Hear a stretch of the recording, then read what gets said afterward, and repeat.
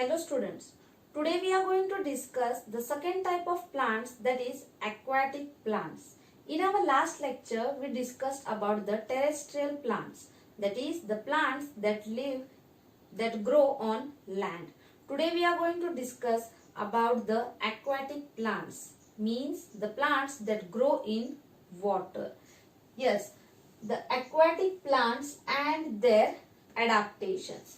And these aquatic plants are of three types, that is floating plants, fixed aquatic plants and underwater plants.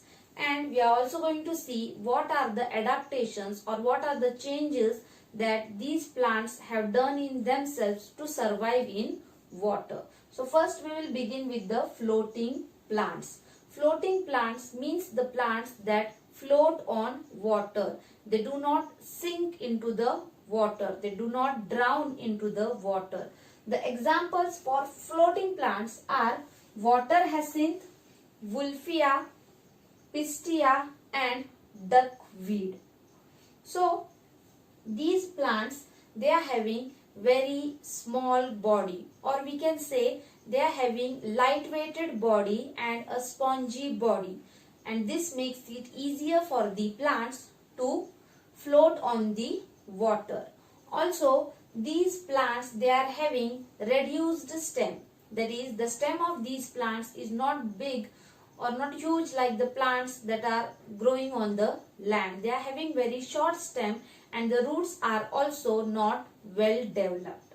And the leaves of these floating plants are having a waxy coating. This waxy coating prevents the damage of the leaves due to water. So the floating plants like water hyacinth, wolffia, pistia and duckweed, they have very light-weighted body which makes it easier for them to float on the water. The second type of aquatic plants are fixed aquatic plants, and the examples are water lily and lotus. These plants like water lily and lotus, they have a hollow stem and very light-weighted stem, which makes it easier for the leaves and the flowers to float above the water, and the stems and the root are under the water. These fixed aquatic plants are fixed with the soil which is found inside the ponds, and so it is said that the name of these aquatic plants is called as fixed aquatic plants because the roots of these plants is fixed to the soil which is under the pond. So also these leaves, they are having stomata on the upper surface of the leaves. Since the lower surface of the leaf is touching the water, it is not possible for the stomata there to breathe the carbon dioxide. So stomata are found on the upper surface of the leaves. Also, as I told you, the roots, they are fixed to the soil which is under the pond, and the leaves, they are having a waxy coating on them to prevent getting rotted from the water. The third type of plants are the underwater plants. These plants do not grow above the water but they grow under the water itself. Examples are pondweed, seaweed and tape grass. These plants, they grow under the water, so they are called as underwater plants. Now let us see what are the adaptations of the underwater plants. The underwater plants have long ribbon-like narrow leaves. So how are the leaves of these underwater plants? They are very much long like a ribbon and they are narrow. They are not flat but they are narrow and thin. Also, the leaves of these plants, they grow in clusters, that is group. They grow in groups. They do not grow separately but they grow together in clusters. And the leaves of the underwater plants, they do not have stomata because since the entire plant is under the water, stomata is of no use for them. So these plants, that is the underwater plants, they breathe through their body surface itself. They do not have stomata and the leaves, they are very long like a ribbon, and the roots, they grow in groups, in clusters. So this was about the 3 types of aquatic plants and their adaptations. Let us see some other adaptations. There are some other plants which have adapted themselves according to the need for their survival. The plants like plants with thorns. So there are some plants like rose, bougainvillea. These plants have thorns on them which protect them from the animals. Okay, the second is plants with poison. So students, there are also some plants which have poison in them, and this poison keeps them protected from the animals. If we touch the plants like poison ivy, our skin starts itching, and this is a protective feature or a protective adaptation which these plants develop for their survival. The next are the insectivorous plants. The plants like Venus flytrap, pitcher plant, these plants do not prepare their own food, but they are insectivorous plants. Insectivorous plants means they eat the insects which sit on these plants. So these plants are called as insectivorous plants. There are also some plants which are not green in color. It means that they do not have chlorophyll in them.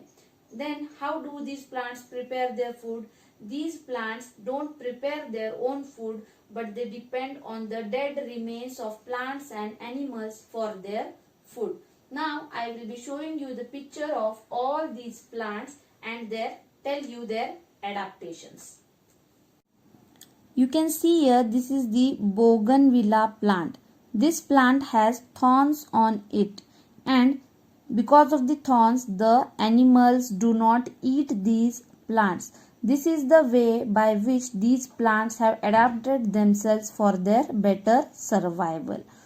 Also, I told you about the plants with poison. So the poison ivy plant, it is having poison in it, and because of the poison, the one who touches this plant will have itching on its skin. So the animals do not touch the poison ivy plant, and the poison ivy plant remains protected from the animals. The next are the insectivorous plants. Here you can see the Venus flytrap and the pitcher plant. Both these plants are called as insectivorous plants because they eat the insects which sit on the plants. These plants do not prepare their own food, but this flytrap and the pitcher plant, they have hairs which are long along the edges of the leaves to catch the insects. In the pitcher plant, leaves are in the form of a pitcher. You can see here a hole is seen. When the insect, it is having a lid. When the insect goes inside this, the leaves, this above leaf comes down and it becomes a lid, and the insect that has gone down is eaten by this plant. And here you can see the coral root and Indian pipe. These plants are called as non-green plants. You can't see any part of these plants is green. It is because they do not have chlorophyll in them. And these plants, they cannot make their own food because they have no chlorophyll in them. So they absorb the food from the remains of dead plants and animals. And so they are also called as saprophytic plants. The plants of the grass family are also very useful to us. Now let us see some of the plants which belong to the grass family, how they are useful to human beings. So the plants of the grass family like wheat, rice, jowar, they provide cereals for us, and we use these cereals as our food. So also the sugarcane. Yes, sugarcane also belongs to the grass family, and from the sugarcane we extract the juice and we prepare sugar, jaggery and other products. And so sugarcane is also very useful to us. The next plant from the grass family is the bamboo. The bamboo is used for various purposes. It is used for making baskets, various types of mats, and so bamboo is of great use for human beings. So also the plant called as papyrus, it was used for making paper in earlier period. In Egypt, in earlier period, the plant of papyrus was utilized or used for making of paper.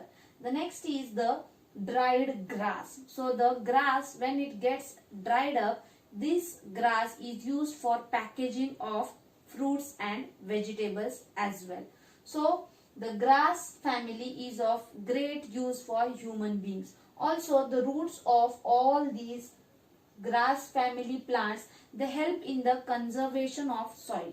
They help in protection of soil from getting eroded. So soil erosion is prevented because of the roots of all these plants that belong to the grass family. So students, this was all about the lesson adaptations, how the plants survive. We did see about the terrestrial plants, then we learned about the aquatic plants. We also saw some other plants which make various adaptations in them for their survival, and at last we learned about the plants that belong to the grass family, how they are helpful to us in various ways.